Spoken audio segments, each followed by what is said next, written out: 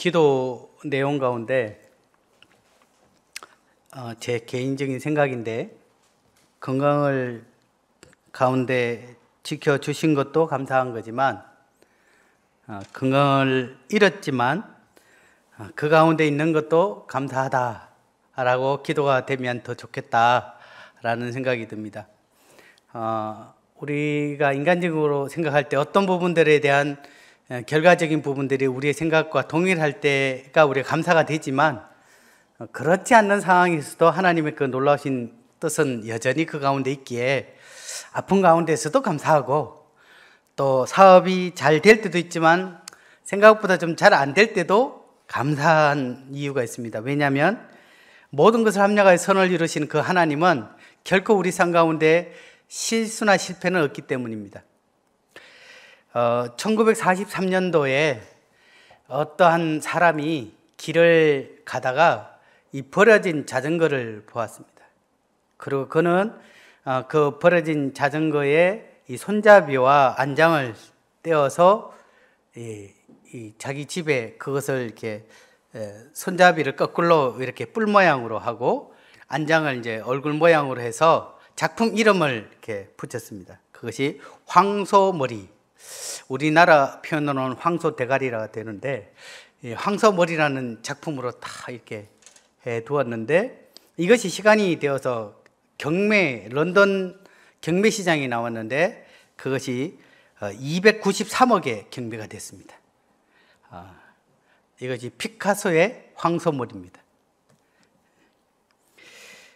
아무 이렇게 보잘것없죠. 버려진 자전거가 뭐 사람들이 이걸 갖고 가서 탈 수 있는 상황이 안 되니까 그냥 버려진 폐 자전거였지만, 누군가의 손에 의해서 했을 때는 300억 가까이 되는 엄청난 가치로 바뀌어지는 것처럼, 저희 또한 주님의 손에 붙잡혀졌을 때 주님 저희들 향해서 걸작품이라고 얘기하잖아요. 그냥 단순한 작품이 아니라 최고의 작품, 걸작품이라고 저희들을 표현하고 있습니다. 물론 그 과정에 저희들은 여러 가지 많은 연단과 또 어려움과 또 생각지 않은 어떤 그러한 과정들, 뭐 자전거 입장에서는 왜 안장을 떼가지? 왜 손잡이를 지금 자르지? 라고 생각할지 모르겠어요. 하지만 그러한 연단의 과정을 통해서 이 최고의 작품이 나오는 것처럼, 매일매일 삶 가운데 우리 가운데 함께 하시는 우리 주님은 우리를 그렇게 최고의 작품으로 지금 완성된 건 아니고요, 빚어가고 있는 모습들을 이렇게 보게 됩니다. 오늘 주제는 내 안에 담긴 힘이 큰 능력이라는 말씀을 가지고요 살펴보겠습니다. 고린도후서 4장 말씀입니다.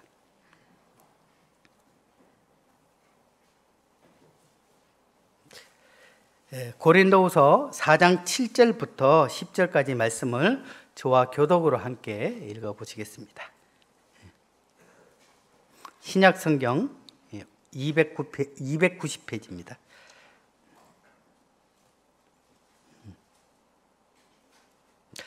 7절입니다. 우리가 이 보배를 질그릇에 가졌으니 이는 힘이 큰 능력은 하나님께 있고 우리에게 있지 아니함을 알게 하려 함이라.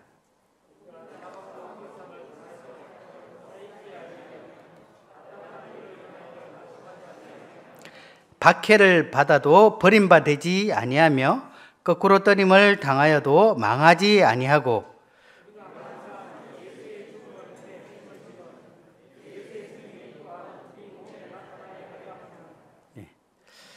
우리가 익히 잘 아는 말씀이지만 이 말씀 속에 우리에게 참 놀라운 이 주님이 우리에게 향하신 그 뜻들이 있는 것을 보게 됩니다. 우리의 모습 또한 우리의 삶에 대해서 성경은 질그릇이라고 표현하고 있습니다. 이 질그릇은 흙으로 만든 그릇을 얘기하죠. 어떤 분이 강주 비엔날레 이렇게 박물관에 이렇게 박람회에 갔을 때 인도에 인도 나라에서 이제 작품이 있었는데 그 중에 질그릇이 있었답니다. 질그릇. 저희는 이제 질그릇 하면은 생각나는 게 뭐 도자기나 아니면 항아리 이렇게 되는데, 거기에 전시되어 있는 이 질그릇은 우리가 이 흙으로 이렇게 자석으로 만들어서 그늘에 말려둔 그런 그릇이었다고 합니다. 근데 그 인도의 평민들은 굉장히 가난하다 보니까 이제 좀 돈을 주고 비싼 그릇을 이렇게 사기 힘드니까 집 앞에 있는 흙을 이겨서 그늘에서 그걸 두어서 최대한 물이 적게 들어가게. 왜냐면 물이 들어가면은 금방 이렇게 다시 스며들어서 이그러지니까 그렇게 해서 그릇을 만들어서 보통 음식을 두세 번 정도 먹고, 그때 이후 되면 이제 기능이 되니까 그냥 깨뜨려 버리는 그런 그릇인데요.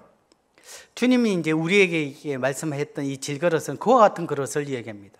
그러니까 질그릇 하면 가장 흔하고 가장 값싸고 보잘것없고 또 가장 깨어지기 쉬운 그릇이고 또 부서지기 쉬운 그릇이라고 그렇게 표현합니다. 정말 이렇게 제가 이제 나이가 많지는 않지만 참 제 자신이 참 질그릇 것 같다라는 생각을 종종 합니다. 흘러 지나가는 말 한마디에 상처받기 쉽고 또 질병에 여전히 늘 노출되어 있고 또 작은 일에 쉽게 그냥 무너져 버리는 참 연약한 그런 자이구나 라는 그런 생각을 존경하게 되고, 실제 이제 말씀을 통해서 우리가 참 이와 같은 그릇이다. 어떨 때는 착각할 때가 있어요. 질그릇인데 뭐 굉장히 그 고려청자처럼 뭔가 굉장히 자기가 뭔가 이렇게 대단한 그릇처럼 그렇게 우리가 생각할 때가 가끔 있습니다. 별거 아닌데 진짜 말 그대로 훅 하면 어느 순간에 그냥 와장창 깨어져 버리는 쓸모없는 이 질그릇인데, 내가 뭔가 대단해서 이렇게 복음 전하다 보면 이런 말을 들어요. 나는 하나님도 다 믿습니다. 나는 나를 믿습니다. 이렇게 표현해요. 하나님 보시기에 얼마나 가짜는 말일까요? 참 우리 스스로가 어떤 자라는 걸 알게 되면 그냥 하나님이 그만하면은 그 자리에서 호흡이 멈춰져서 그냥 우리 말에 육신 잘 버티면 한 일주일 갈지 모르죠. 이 시골에서 장례를 이렇게 치르다 보니까 초기에는 지금은 이제 장례식장이 있어요. 장례 예식장이 있어서 했지만 이전에는 거의 집에서 모시고 그랬거든요. 그 제가 이제 장례식장에 가게 되면 뭐하네 어떨 때는 그 널이 지나갈 수 있도록 무덤 팝니다. 양복 입은 상태에서 삽질할 때도 있고 또 상여도 메고 상여 매면서 그 언덕 산에 올라갔다가 막 갔다 와서 더위 먹기도 하고 예전에는 그렇게 했어요. 그런데 이 상여를 맬 때 참 묘한 느낌이 있습니다. 출렁출렁거려요. 그 집에서 이게 모시다 보니까 이 사람이 뭐 아파서 돌아가시든 그렇지 않던 한 3일장 지나고 나니까 이게 몸에서 물이 많이 나온지 출렁출렁거리더라고요. 그래서 보통 보면 뭐 비닐 위에 배 뭐 휴지 집어넣고 뭐 이렇게 하는데, 우리의 몸이 이렇게 채 3일을 온전히 버티지를 못하는구나.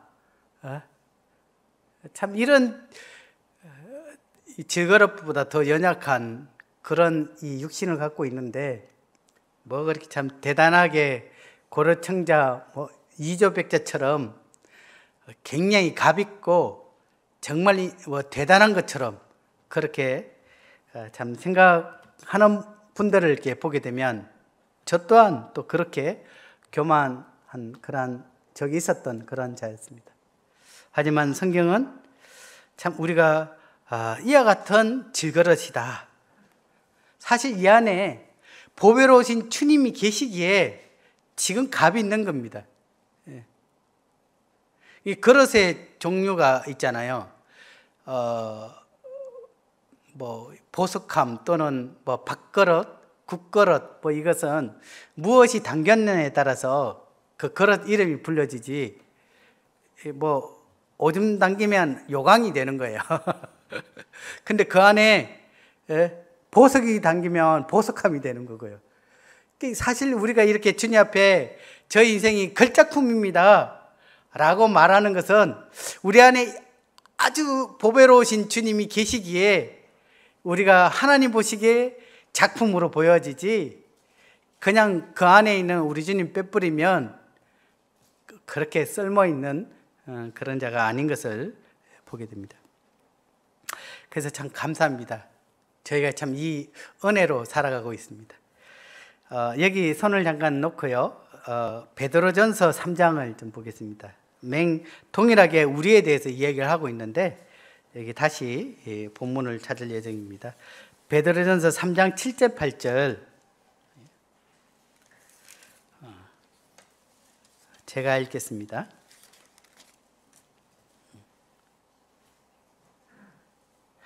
남편들아, 이와 같이 지식을 따라 너희 아내와 동거하고 그를 더 연약한 그릇이요 또 생명의 은혜를 함께 이어받을 자로 알아 기이 여기라. 이는 너희 기도가 막히지 아니하게 하려 함이라. 마지막으로 말하노니 너희가 다 마음을 같이하여 동정하며 형제를 사랑하며 불쌍히 여기며 겸손하라.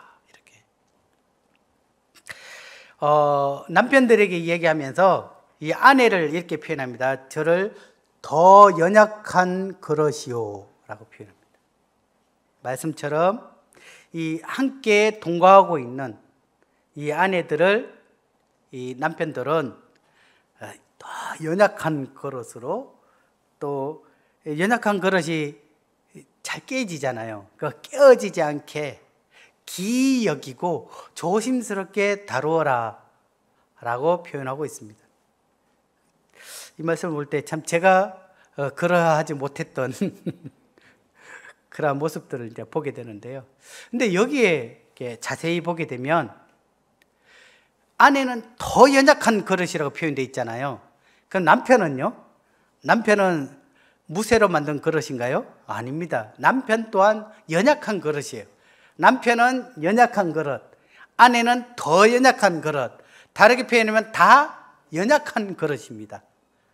그렇기 때문에 보통은 우리가 부부간에 갈등이 있는 거는 내가 상처를 받았지 남편은 어떻게 해요? 또는 아내는 괜찮아, 좀 괜찮은 그릇이라고 생각해요.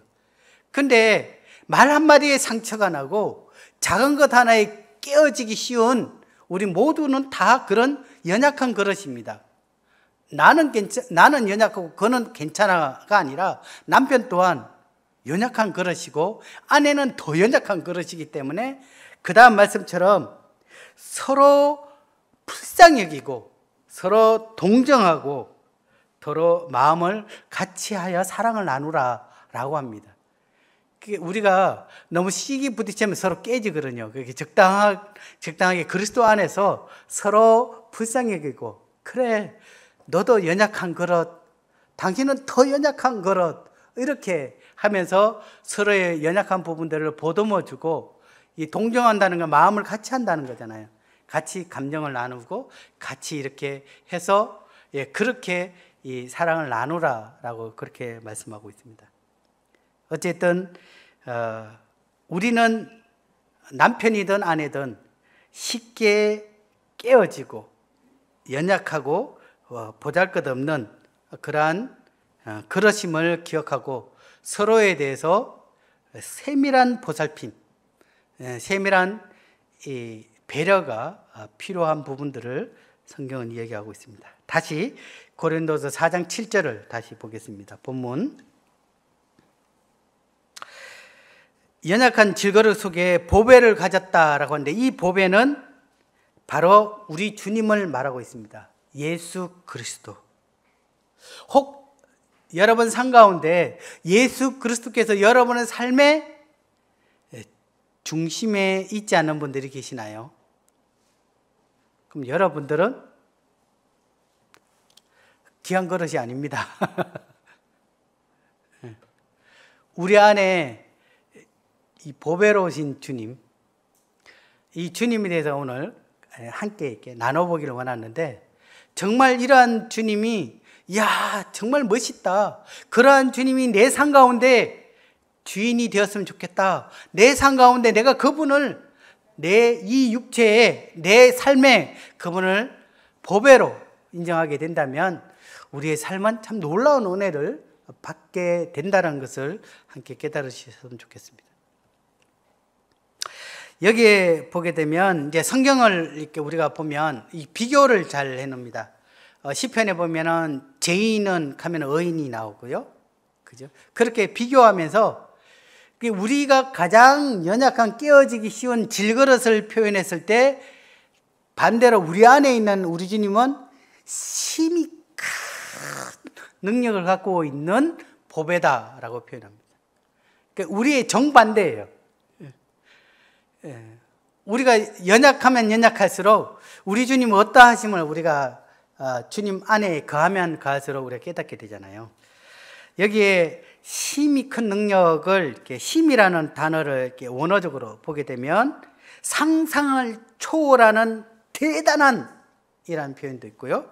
그 다음에 엄청난, 제한이 없는, 한량 없는, 극도로 가장 좋은 이러한 표현을 쓸 때 심이라고 합니다. 경상도 말로 억수로 능력은 우리가 잘 알고 있듯이 힘, 권능, 어떤 세력, 그런 능력을 이야기합니다. 그래서 표준 세번역에는 이 힘이 큰 능력을 엄청난 능력이라고 표현하고 있고요. 시원 성경에는 풍성한 능력이라고 이야기하고 있습니다. 오늘 이렇게 주님이 이 말씀을 통해서 우리가 어떠한 능력을 갖고 있는 자가 아니라 우리는 참 연약하고 깨어지기 쉽고 나약한 그러한 자임을 인정하고 우리 안에 보배로우신 그 주님의 놀라운 능력을 의지하며 우리 삶이 살아가도록 주님은 우리에게 말씀하고 있습니다. 정확하게 표현하면 주님은 우리 안에 심히 놀라운 엄청난 이 능력을 우리의 삶을 통해서 주님은 드러내기를 원하고 계십니다. 나타내기를 원하고 있습니다. 우리의 삶이 얼마나 놀라운 값진 삶인 것을 주님은 우리를 나타내기를 원합니다. 이스라엘 백성들을 왜 하나님께서 이스라엘 민족을 선택을 하셨느냐? 성경에 나와 있습니다. 이스라엘 백성들은 가장 작은 나라입니다. 그리고 어떠한 능력도 가지고 있지 않습니다. 근데 하나님께서는 왜 이스라엘 나라를 선택을 했느냐? 그들을 통해서 하나님이 얼마나 놀라우신 분인가를 나타내기 위한 샘플로 이스라엘 백성들을 택하셨습니다. 그런데 얘들이 착각하기 시작한 거예요. 자기 그릇이 뭔가 대단한 것처럼, 그래서 자기는 선민이고 자기 아닌 민족들은 이방인, 좀 더 심하게 표현해도 개취급을 하기 시작한 거예요. 하나님은 그러려고 이스라엘 백성들을 택한 것이 아닙니다. 하나님은 이스라엘 백성뿐만 아니라 모든 민족들을 하나님 사랑하십니다. 그래서 그 모든 민족이 하나님 앞에 무릎을 꿇고 온전히 하나님을 알기를 원해서 그 샘플로 이스라엘 백성들을 택하심에도 불구하고 경상도 말로 지그릇이 뭐 대단한 그릇처럼 되는 걸로. 하지만 하나님은 그 약속대로 신실하게 이스라엘 백성들 가운데 하나님의 위대하신과 하나님의 놀라우신 능력들을 지금도 행하고 계십니다. 왜? 그 민족이 특별한 것이 아니라 우리 하나님이 일한 분이기 때문에. 저는 구약 성경을 읽을 때 어느 날 펑펑 운 적이 있어요. 사실 신약 보면 대체적으로 이해되지만 구약 성경을 이렇게 읽고 감동받기가 참 드문데 주님이 그 구약 성경을 계속 연달아 읽었을 때 제 마음에 북받치는 이 단어가 있었습니다. 그 단어가 바로 인내하심이라는 단어였습니다. 그 인내하신 그 단어가 구약 성경에 247번이 반복이 됩니다. 그분은 약속하신 그 사랑을 베푸신다는 뜻이거든요.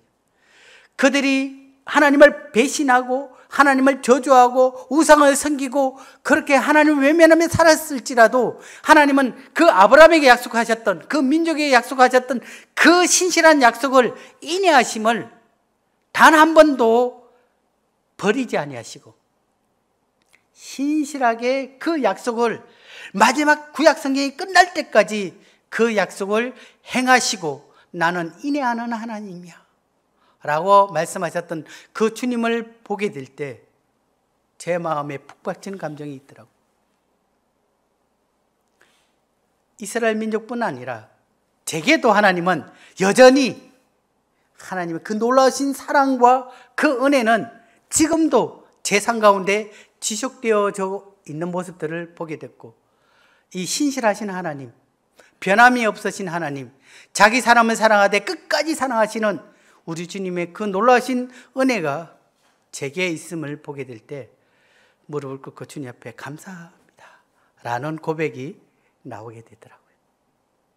동일하게 저희들을 왜 부르셨습니까?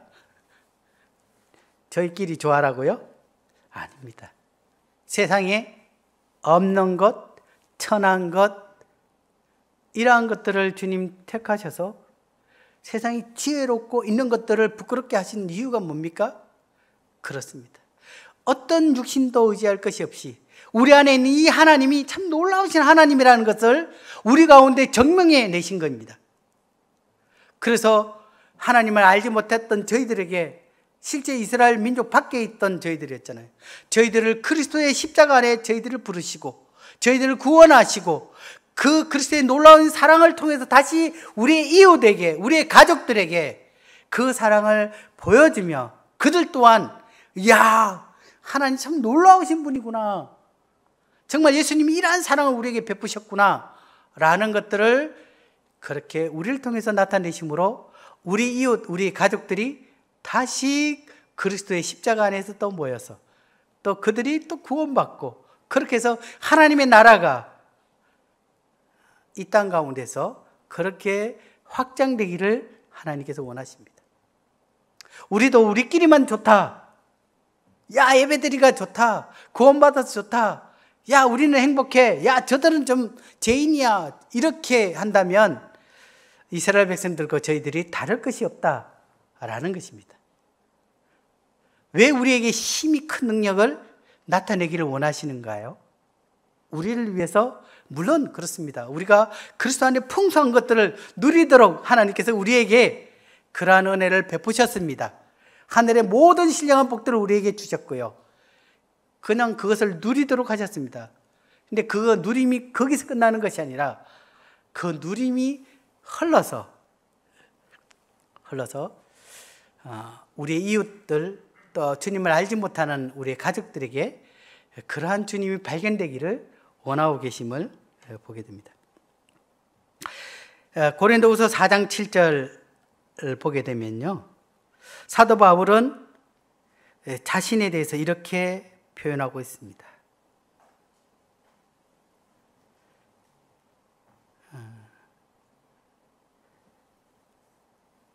우리가 어떠한 능력을 갖고 있는 것이 아니라 우리는 질그릇이고, 우리 안에 있는 이 보배로운 우리 주님이 힘이 큰 능력이 하나님께 있고 우리에게 있지 아니함을 알게 하려 합니다. 이렇게 표현하고 있습니다.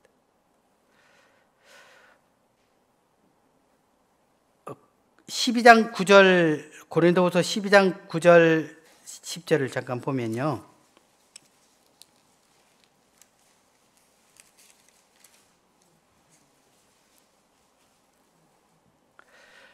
(9절) 12장 9절 이제 10절 제가 읽겠습니다. 나에게 이르시기를 내 은혜가 네게 족하도다.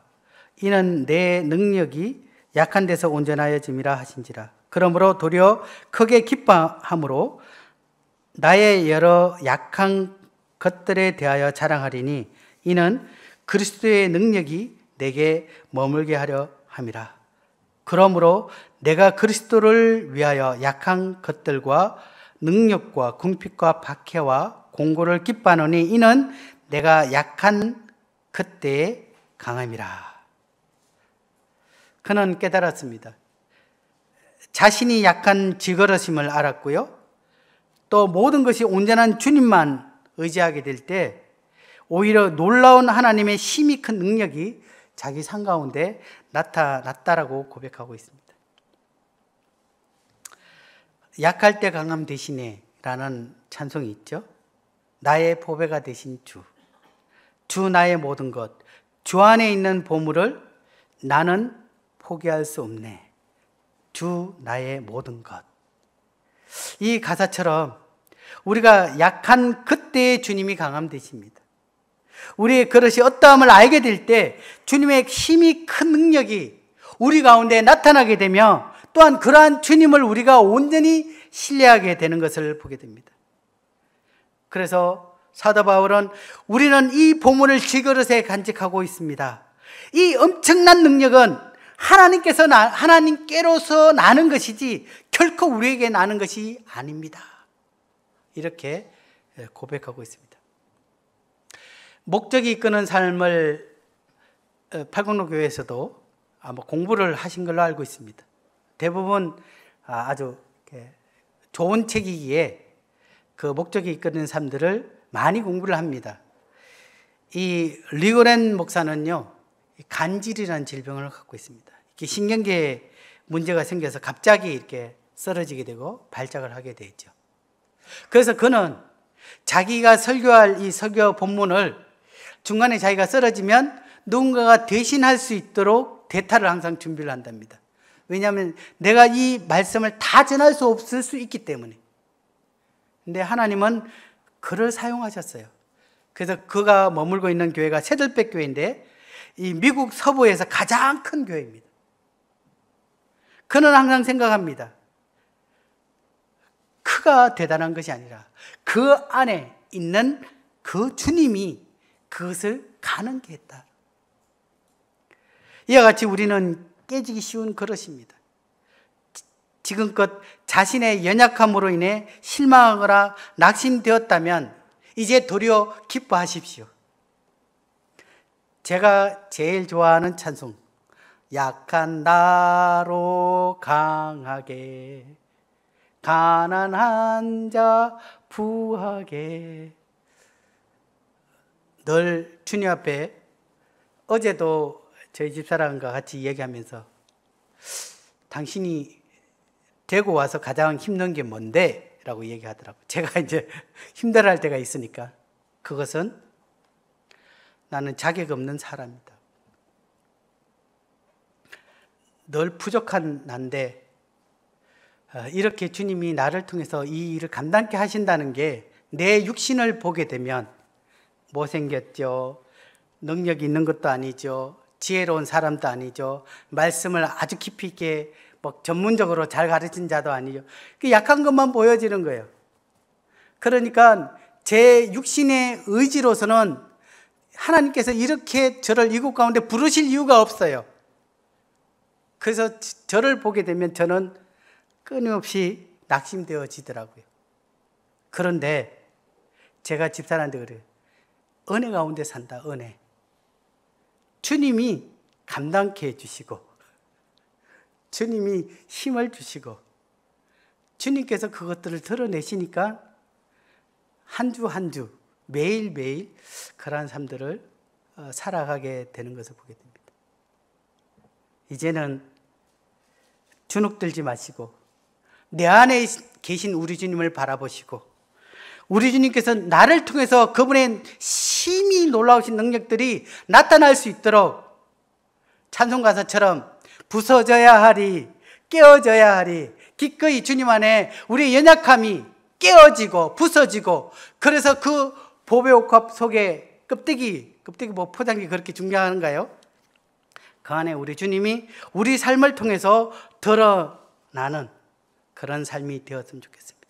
그래서 그분을 의지하시고 이제는 믿고 자랑하시고 기뻐하셨으면 좋겠습니다. 병들어 있는 것에 대해서 주눅들지 마십시오. 이제 주님이 이제는 하실 차례입니다. 우리의 연약함, 나의 어떤 그런 부분들이 있나요? 괜찮습니다. 이제 주님이 일하신 것입니다. 주가 일하시네. 이제 고린도서 4장 8절부터 10절 말씀을 다시 한번 보겠습니다. 우리가 사방으로 우겨삼을 당하여도 사이지 아니하며 답답한 일을 당하여도 낙심하지 아니하며 박해를 받아도 버림받지 아니하고 거꾸로 트림을 당하여도 망하지 아니하는 그 이유가 바로 내 안에 주님이 계시기 때문인 것입니다. 주님을 알지 못한다면 이 상황에 누가 좌절되지 않고 낙심하지 않고 슬퍼하지 않을 사람이 있겠습니까? 참 말 그대로 사도 바울은 참 이러한 육체적 또는 심리적 여러 많은 고통 가운데서도 그가 낙심되어지고 정말 이렇게 슬퍼할 수밖에 없고 이러한 가운데 있었지만 그는 도리어 더 기뻐했습니다. 왜냐하면 10절 같이 읽겠습니다. 10절 시작. 우리가 항상 예수의 죽음을 몸에 짊어지면 예수의 생명이 또한 우리 몸에 나타나게 하려 합니다. 예수의 죽음이라는 것은 고난을 말하고 있죠. 또 여러 가지 어려움을 이야기하고 있습니다. 그래서 주님이 나를 따라오려고는 자기 십자가를 지고 오라.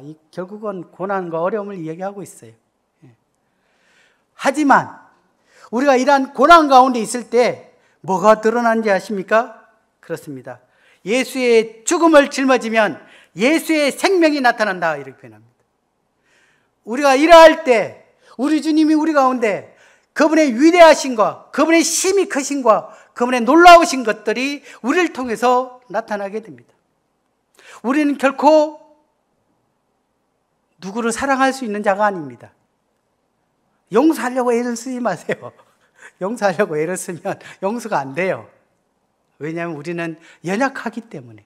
하지만 내가 그 십자가를 짊어지게 될 때, 그 십자가를 바라보게 될 때, 나를 향하신 우리 주님의 그 놀라신 사랑을 깨닫게 될 때, 이제는 내 안에서 생명 되신 우리 주님께서 나의 입을 통해서 사랑을 말하게 되고, 나의 입을 통해서 주님의 놀라우심이 고백되어지고, 내 삶을 통해 주님이 어떠하심을 나타나기 시작하는 모습들을 보게 됩니다. 저는 그 십자가의 그 사랑은 자기를 위한 사랑이 아니었습니다. 우리를 위한 사랑이었듯 주님은 그 십자가를 통한 그 생명은 바로 다른 이를 위한 사랑이었습니다. 주님은 우리가 잘 먹고 잘 살고 기뻐하고 우리가 주님 안에서 그러한 것들을 누리도록만 하는 것이 아니라 우리를 통해서 주님의 그 생명이 그 주님의 어떠하심이 나타나기를 우리를 사용하기를 원합니다. 그래서 사도 바울은 기뻐했습니다. 이제는 주님이 나를 통해서 나타나시는구나. 미국 뉴욕에서 어떤 일이 있었냐면 큰 일은 아니에요. 어떤 분이 이 상황을 이제 에세이로 남겨서 이제 알게 되는 건데요.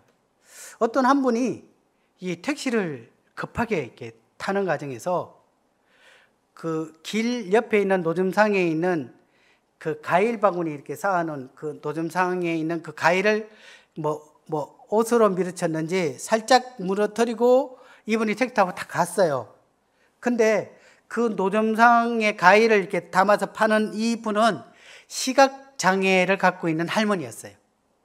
이 할머니가 이 과일이 쏟아지니까 뭘 자꾸 막 중얼중얼거리면서 막 이 더듬기 시작하는 모습을 보면서 이분이 할머니가 굉장히 불편하시구나라고 생각하면서 옆에서 그 과일을 이렇게 차도로 가는 과일을 이렇게 주워다가 할머니한테 드리기 시작했어요. 근데 이 할머니가 그분한테 했는 말이 Are you Jesus? 이게 뭐냐면 혹시 예수님이십니까? 이렇게 물었대요. 혹시 예수님이십니까? 그분이 깜짝 놀랐죠. 아닌데요? 전 지나가는 사람인데요? 근데 그분이 이야기하죠. You must be Jesus.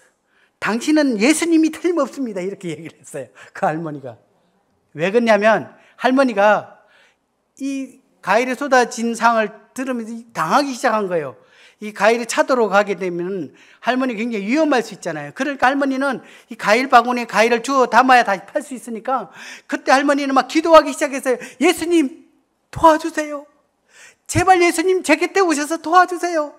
이렇게 할머니는 기도하면서 더듬더듬 거리면서 그 가위를 주워 담을 때 누군가가 따뜻한 그 손이 그 가위를 담아서 자기에게 주는 것을 느꼈을 때 그는 기도의 응답을 받은 거예요. 예수님이다 이렇게 생각을 했던 거예요. 그래서 당신은 예수님입니다 이렇게 말했던 이유가 거기서 나왔던 것입니다. 우리의 삶은 어떠합니까? 누군가 우리의 삶을 보면서 당신 예수님 믿으십니까? 조금 더 나아가 당신 예수님입니까? 라고 착각하는 그런 삶을 살아보고 계십니까?